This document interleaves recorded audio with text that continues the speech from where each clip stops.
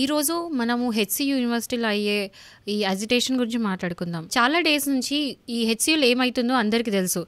అంటే almost 400 acres land ఏదైతే ఉందో అక్కడ స్టేట్ గవర్నమెంట్ ఈ ల్యాండ్ మాది అని చెప్పేసి, ఇది మాది కాబట్టి మేము ఆక్షన్లో పెట్టి ఎవరికైనా అమ్ముకోవచ్చు. ఈ ల్యాండ్ అమ్ముకుంటే అరౌండ్ 10,000 to 15,000 crores అనేది వస్తుంది. సో ఈ మనీ అనేది స్టేట్ గవర్నమెంట్ ప్రజల అభివృద్ధి కోసం యూజ్ చేస్తాము అండ్ ఆ ప్లేస్లో ఐటీ కంపెనీస్ పెడితే ఎంప్లాయ్మెంట్ అనేది ఇస్తాము అని చెప్పేసి చెప్తుంది.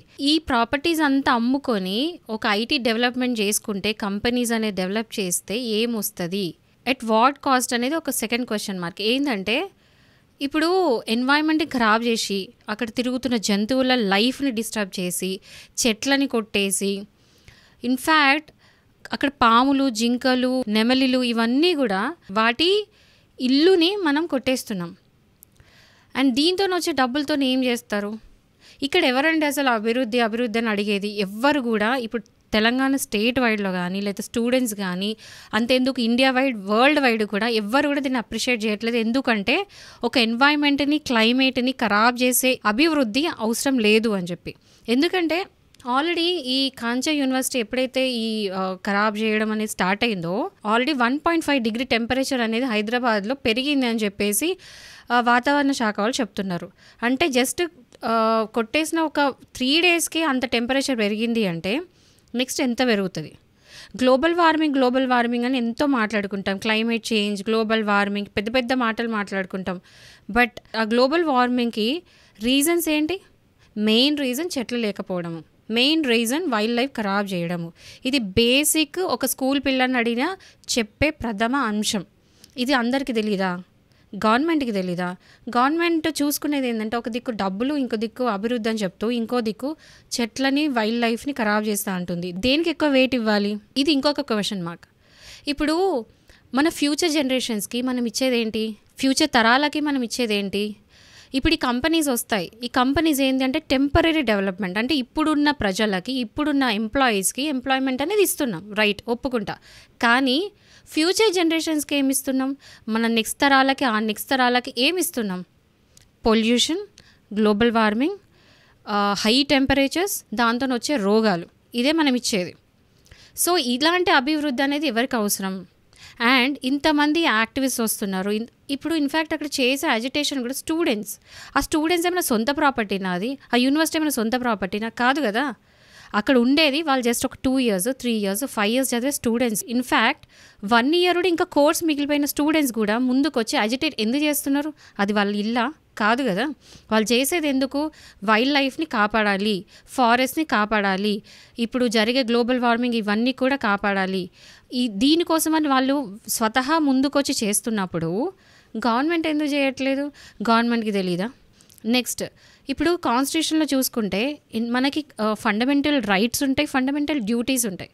సో ఫండమెంటల్ రైట్స్తో పాటు ఫండమెంటల్ డ్యూటీలో మనకున్న మెయిన్ థింగ్ ఏంటంటే ప్రొటెక్షన్ ఆఫ్ ఎన్వైరన్మెంట్.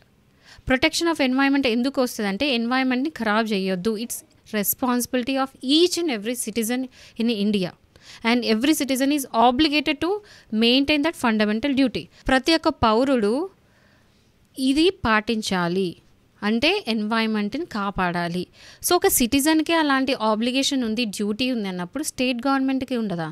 అండ్ ఇప్పుడు గవర్నమెంట్ అనేది ఏదైనా స్కీమ్ చేసినా లేదా పబ్లిక్ గుడ్ కోసం ఏదైనా చేస్తుంది అంటే ప్రజల వెల్ఫేర్ కోసం కనుక ఏదైనా చేస్తే కనుక గుర్తుపెట్టుకోవాల్సింది ఏంటంటే డైరెక్టివ్ ప్రిన్సిపల్స్. అది కాన్స్టిట్యూషన్లో ఉంటుంది. ఆ డైరెక్టివ్ ప్రిన్సిపల్స్లో ఉండేది మెయిన్ థింగ్ ఏంటంటే ఎన్వైరన్మెంట్ని కాపాడడం. బట్ అది గవర్నమెంట్ పాటించట్లేదు. అసలు ప్రజల కోసం చేస్తున్నా అని గవర్నమెంట్ వచ్చి ముందు చెప్తుంది, ప్రజలకు అర్థం కావట్లేదు అని చెప్తుంది. ఆ ప్రజలు ఎవరండి? ప్రతి ఒక్కరు ముందుకు వచ్చి మాకు ఇది వద్దు అని క్లియర్గా కళాఖండిగా చెప్తున్నారు. మాకు వద్దు, ఇలాంటి అభివృద్ధి మాకు వద్దు. చెట్లను కొట్టేసి, యానిమల్స్ని చంపేసి, వాటి ఇల్లును కూడా వాటి నుండి కాజేసి వచ్చే అభివృద్ధి మాకు వద్దు అని క్లియర్గా చెప్తున్నారు, ఓపెన్గా చెప్తున్నారు. ఈరోజు కూడా సెక్రటేరియట్ దగ్గరికి వచ్చి ఓయూ స్టూడెంట్స్ అనేది అజిటేషన్ చేశారు.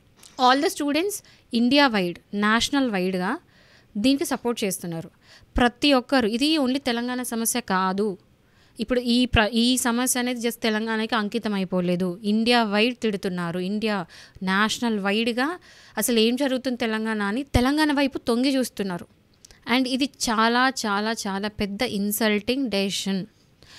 గవర్నమెంట్ అనేది ఇది తిరిగి చూసుకోవాల్సిన డెసిషన్. అండ్ స్టేట్ గవర్నమెంట్ ఎందుకు దీన్ని సీరియస్గా తీసుకోవట్లేదు? ఓన్లీ ఒక మోటో పెట్టుకున్నారు, ఏంటి, చెట్లను కొట్టేయాలని చెప్పేసి. అండ్ ఇప్పుడు ఏంటంటే హైకోర్టు నుంచి నిన్న హాల్ట్ వచ్చింది. అంటే all the bulldozers have to be taken back. చెట్లను కట్ చేయడానికి పెట్టిన బుల్డోజర్స్ని రిమూవ్ చేయాలని చెప్పేసి హైకోర్టు హాల్ట్ ఇచ్చింది.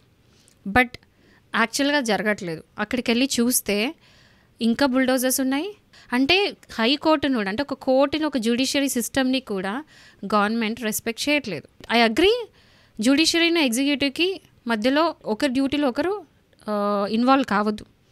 బట్ ఒకసారి అన్యాయం జరుగుతుంది అంటే గవర్నమెంట్ తనంత తాను ముందుకు వస్తుంది. ఇప్పుడు సుప్రీంకోర్టు కూడా సోమూట ముందుకు వచ్చేసి ఈ విషయంలో అసలు ఏం జరుగుతుందని చెప్పేసి సెక్రటరీ ఆఫ్ హైకోర్టుకి ఆదేశించారు. ఏమని, వెళ్ళి అక్కడ అసలు ఏం జరుగుతుంది, అసలు విషయం ఏంటి, అండ్ బుల్డోజర్స్ అక్కడ ఏమున్న విజువల్స్ అన్నీ పంపించమని చెప్పేసి 3rd ఏప్రిల్ రోజు 3:30 PM లోపల రిపోర్ట్ ఇవ్వమని చెప్పేసి సుప్రీంకోర్టు అడిగింది. సుప్రీంకోర్టు సోమోటి ఇది ఎందుకు తీసుకుంది అంటే దేశవ్యాప్తంగా ప్రతి ఒక్కరు ఇటు సైడ్ చూస్తున్నారు కాబట్టి, అండ్ జరిగేది అన్యాయం కాబట్టి. అక్కడ ఆల్మోస్ట్ 3,000 నుంచి 4,000 వరకు జింకలు ఉన్నాయి, అండ్ 1,500 వరకు నెమలిలు ఉన్నాయి, నక్షత్ర తాబేళ్ళు ఉన్నాయి, అండ్ ఎన్నో ఎండేంజర్, ఆల్మోస్ట్ 200 ఎండేంజర్ స్పీసీస్ ఉన్నాయి. ఇప్పుడు ప్రొటెక్షన్ ఆఫ్ ఎండేంజర్ స్పీసీస్ కూడా మన ఫండమెంటల్ డ్యూటీనే. ఎందుకంటే ఒకసారి స్పీసీస్ అనేది ఎండేంజర్ అయిపోయింది, శాశ్వతంగా తొలగిపోయినాయి అంటే అవి తిరిగి ఏం చేసినా కూడా మనం మళ్ళీ భూమి మీదకి వాటిని తీసుకురాలేం. అండ్ నాకు అన్నిటికంటే మెయిన్ క్వశ్చన్ ఏంటంటే వీళ్ళు అభివృద్ధి చేయడానికి ఈ పర్టికులర్ ల్యాండే ఎందుకు?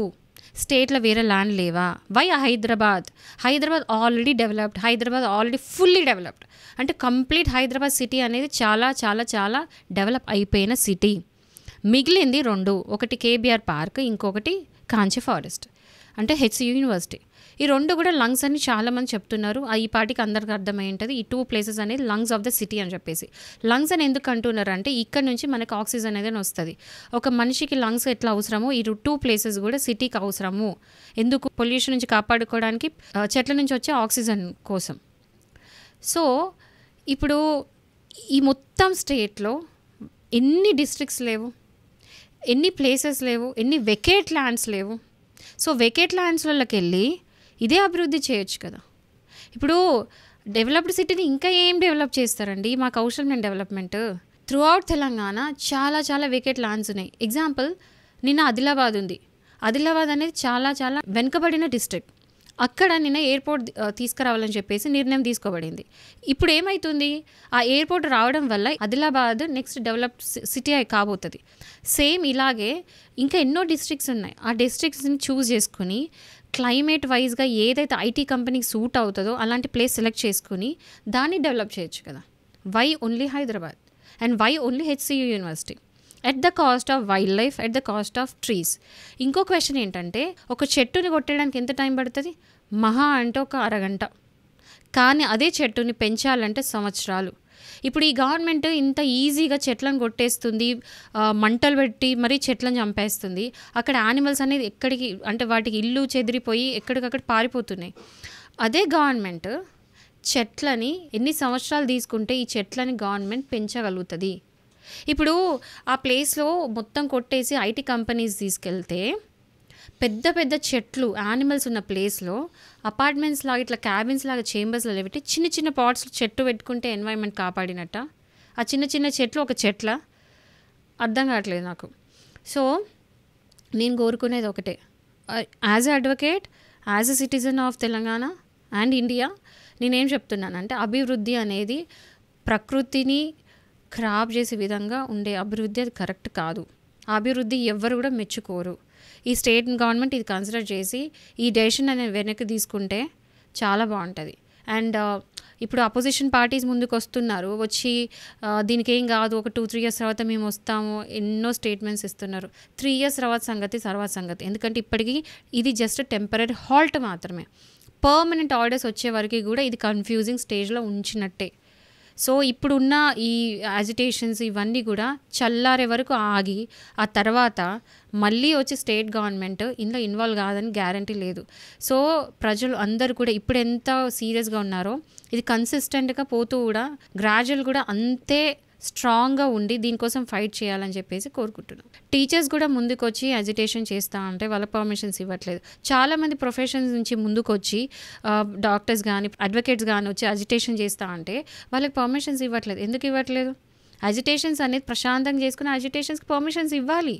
వాయిలెంట్గా చేసే అజిటేషన్స్కి ఇవ్వని అవసరం లేదు. కానీ ప్రశాంతంగా చేసే స్టూడెంట్స్ని కూడా చెదరగొట్టి నిన్న జస్ట్ ఈ బయట రాకుండా ఉండడానికి భారీ ఎత్తున సెక్యూరిటీ పెట్టి అక్కడ కాపాడి ఏం చేయబోతున్నారు? విషయం అనేది ఎప్పటికైనా బయటకు వస్తుంది. ఏది నిజమైనా బయటకు అనేది వస్తుంది. లోపల ఏమేమి జరుగుతుంది అనేది ప్రతి ఒక్క విజువల్ వీడియో బయటకు అనేది వచ్చింది. స్టూడెంట్స్ ఒక్కొక్కరు ఏడుస్తున్నారు, కొంతమంది ఫాస్టింగ్ చేస్తున్నారు. అంటే ఇంత స్టూడెంట్స్ ఇంత రెస్పాన్సిబుల్గా ఉన్నప్పుడు గవర్నమెంట్ ఎందుకు లేరు? అండ్ ఈరోజు ఇంకొక విషయం కూడా విన్నా. ఒక లీడర్ వచ్చి అక్కడ జింకలు లేవు, నెమలిలు లేవు, ఏమీ లేవు, ఇది మొత్తం ఏఐ టెక్నాలజీ, ఆర్టిఫిషియల్ టెక్నాలజీ మహాత్యం అని మాట్లాడుతున్నారు. ఇదైతే చాలా చాలా చాలా దారుణం. అంటే అక్కడ స్టూడెంట్స్ ఉన్న వాళ్ళు పిచ్చోళ్ళ, వాళ్ళు చూడట్లేదా? డైలీ బేసిస్లో వాళ్ళు యూనివర్సిటీలు తిరిగేటప్పుడు చూసేది నెమలి జింకల్ని. కళ్ళారు చూసే వాళ్ళ స్టూడెంట్స్ మాటలు నమ్మకుండా మీరు ఎక్కడో కూర్చుని ఏసీ కింద కూర్చుని అక్కడ అసలు ఏమీ లేదు ఏ టెక్నాలజీ అనుకోవడం అయితే చాలా కామెడీ అసలు. సో ఇవన్నీ కూడా గవర్నమెంట్ కన్సిడర్ చేసి వెనక్కి తగ్గితే అందరికీ మంచిది, ముఖ్యంగా నేచర్కి మంచిది.